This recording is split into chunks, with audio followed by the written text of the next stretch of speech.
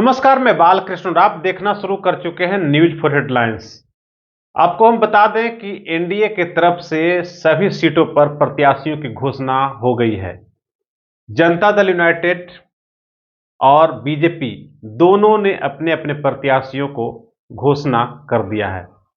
हालांकि जेडीयू आज सुबह में जनता दल यूनाइटेड के प्रदेश कार्यालय में ललन सिंह, संजय झा, वशिष्ठ नारायण सिंह ने आज इसकी घोषणा की है।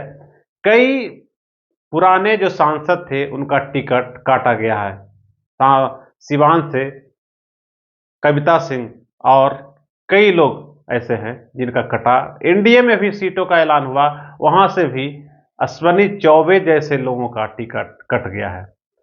मेरे पास जो लिस्ट है उसके मुताबिक हम आपको बता सकते हैं कि जनता दल यूनाइटेड ने वाल्मीकि नगर से सुनील कुमार को, शिवहर से लवली आनंद को, जो हाल ही में उनके पुत्र ने खेल जो किया था और आरजेडी को छोड़कर आ गए थे, जेडीयू के खेमे में बैठे हुए थे, उनको आज उसका इनाम मिल गया। उनकी मां को शिवहर से लड़ाया जा रहा है।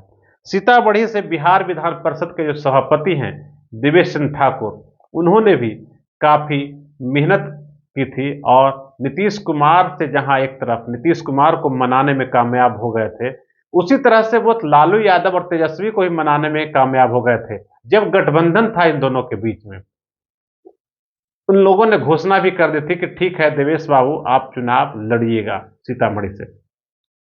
और आज इसकी घोषणा हो गई। देवेश बाबू भी आज काफी खुश होंगे। बिहार विधान परिषद के मौजूदा सभापति हैं। और झंझारपुर से रामप्रीत मंडल, सुपौल से दिलेश्वर कामत, किशनगंज से मुजाहिद आलम, कटिहार से दुलारचंद गोस्वामी, पूर्णिया से संतोष कुमार कुशवाहा हैं। पूर्णिया से देखिए पप्पू यादव को लड़ना है, वहां से जेडीयू ने संतोष कुशवाहा को टिकट दिया है। हालांकि ये बताया जा रहा है कि इसके वजह से उपेंद्र कुशवाहा थोड़े से नाराज भी हैं। मधेपुरा से दिनेश चंद्र यादव सिटिंग एमपी हैं। गोपालगंज से डॉक्टर आलोक कुमार सुमन को बनाया गया है, टिकट दिया गया है। सिवान से श्रीमती विजया लक्ष्मी देवी, देखिए कल ही ये शामिल हुए हैं और इनको टिकट मिल गया। सिवान से कविता जी को काट कर टिकट दिया गया है। और भागलपुर से अजय कुमार मंडल, बांका से गिरधारी यादव, मुंगेर से राजीव रंजन उर्फ ललन सिंह को टिकट दिया गया है, जहां से लड़ाने के लिए अशोक महतो की पत्नी, अशोक महतो बजाबते शादी किए। आरजेडी ने शर्त रखी थी कि हम आपको टिकट नहीं देंगे, आप शादी करिए। शादी आनंद फानन में 2 दिन में कर लिए और अशोक महतो की पत्नी जो है वो लड़ेगी और राजीव रंजन उर्फ ललन सिंह से मुंगेर से। नालंदा जो नीतीश जी का गृह जिला है, वहां से कौशलेंद्र कुमार एक बार फिर से प्रत्याशी बनाए गए हैं।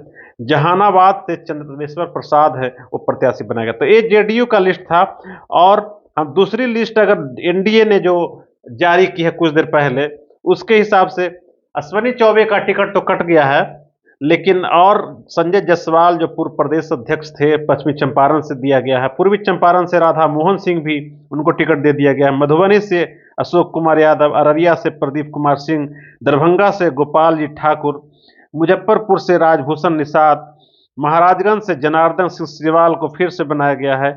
सारण से राजीव प्रताप रूडी को टिकट दिया गया है, जहां से बताया जा रहा है कि रोहिणी आचार्य वहां आरजेडी के सिंबल पर चुनाव मैदान में उतर सकती हैं।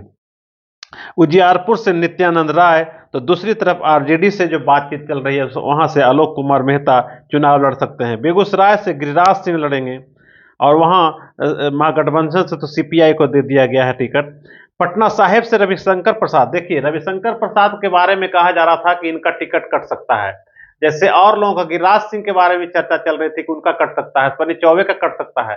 अश्वनी चौबे का टिकट तो कट गया, लेकिन गिरिराज सिंह को फिर से बेगूसराय दे दिया गया और रविशंकर प्रसाद भी अपना सीट बचाने में कामयाब हो गए। देखिए रामकृपाल यादव को भी टिकट पाटलिपुत्रा से दे दिया गया है। कहा यह भी जा रहा है कि मीसा भारती से एक बार फिर उनका मुकाबला होगा। मीसा भारती आरजेडी के सिंबल पर चुनाव लड़ सकती है। हालांकि पाटलिपुत्र से जो हैं आरजेडी के विधायक जो हैं दानापुर से रीतलाल यादव, उनका भी नाम चल रहा है, वो भी काफी प्रयास कर रहे हैं कि उन्हें पाटलिपुत्र से प्रत्याशी बनाया जाए। उसके बाद हम आरा की बात करें तो आर.के. सिंह बने हुए रहेंगे। बक्सर से अश्विनी चौबे जो थे उम्मीदवार, उनकी उम्मीदवारी खत्म कर दी गई है। मंत्री थे वो केंद्र में, उसके बाद उनका टिकट काटा गया है और उनके जगह पर मिथिलेश तिवारी को दिया गया है टिकट। सासाराम से शिवेश राम को दिया गया है। औरंगाबाद से सुशील कुमार सिंह फिर लड़ेंगे और नवादा से विवेक ठाकुर लड़ेंगे। तो कुल मिलाकर कहा जा सकता है कि जहां एक तरफ जेडीयू ने कई लोगों का पत्ता साफ कर दिया, सिटिंग एमपी का पत्ता साफ कर दिया, तो उसी तरह से बीजेपी ने मंत्री जो रह रहे हैं अश्विनी चौबे जैसे लोग, उनका भी पत्ता साफ कर दिया, टिकट बेटिकट कर दिया है। कई लोगों का दोनों तरफ से तीन चार लोगों का टिकट कटा है, जेडीयू ने भी काटा है और बीजेपी ने भी काटा है।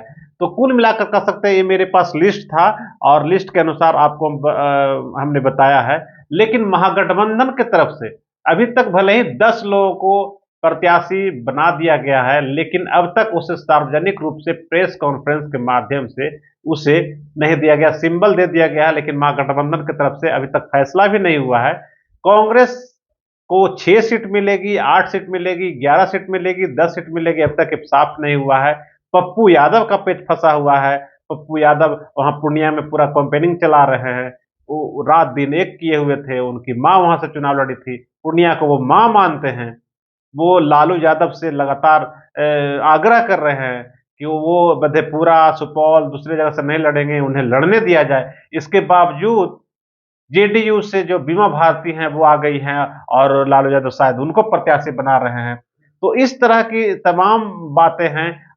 महागठबंधन की तरफ से अभी कुछ साफ नहीं हुआ है। हालांकि जीतन राम मांझी को 1 सीट गया से मिला है, वो भी लड़ेंगे। उपेंद्र कुशवाहा भी उनका भी डिक्लेयर हो गया है। चिराग पासवान का भी डिक्लेयर हो गया। चिराग पासवान किसी और नौजवान एक पत्रकार को सुनते हैं कि दे रहे हैं टिकट। तो इस तरह से कह सकते हैं कि एनडीए की तरफ से सीटों की घोषणा हो गई है, उम्मीदवारों की घोषणा कर दी गई है, लेकिन महागठबंधन का पेच अभी फंसा हुआ है। कांग्रेस और आरजेडी के बीच में जो तालमेल जो होनी चाहिए था वो अब तक नहीं है। अब देखने वाली बात ये होगी कि क्या 12 घंटे, 24 घंटे, 1-2 दिनों में भी होली तक में ये सब फैसला होता है कि नहीं, ये देखने वाली बात होगी। तो आप मेरे साथ बने रहिए। अब तक अगर आपने मेरे चैनल को सब्सक्राइब नहीं किया है तो जरूर सब्सक्राइब करिए और इसी तरह की तमाम अपडेट्स लेने के लिए मेरे चैनल को जरूर देखिए। नमस्कार। अगर आपको ये खबर अच्छी लगी तो चैनल को सब्सक्राइब करना नहीं भूलें और बेल आइकन जरूर दबाएं।